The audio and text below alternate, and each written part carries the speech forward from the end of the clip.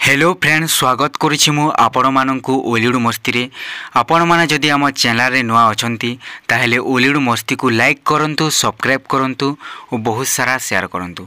आपण माने जानिथि friends Manoj Mishra movie पई हो बा कंट्रोवर्सी पई हो सब बेले चर्चा रे रहंती।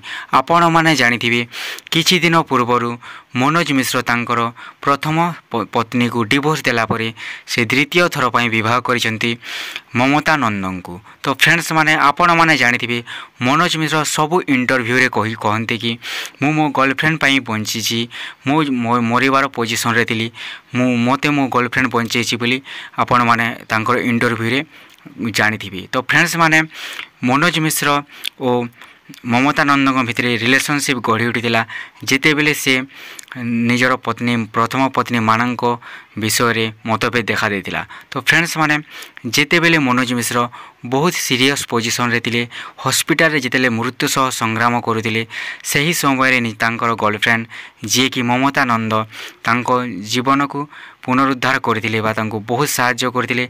से हॉस्पिटल रे रही तांको बहुत सेवा करथिले और तांको जीवन को फेराई आनिथिले बोली मनोज मिश्र आपण मानकु इंटरव्यू रे कहूथिले। तो फ्रेंड्स माने मनोज मिश्र पुणी थे विवाह करिसेंती ममता नंद को जे कि तार गर्लफ्रेंड थिले सब बेले जे तांकर चर्चा करुले इंटरव्यू मानकु।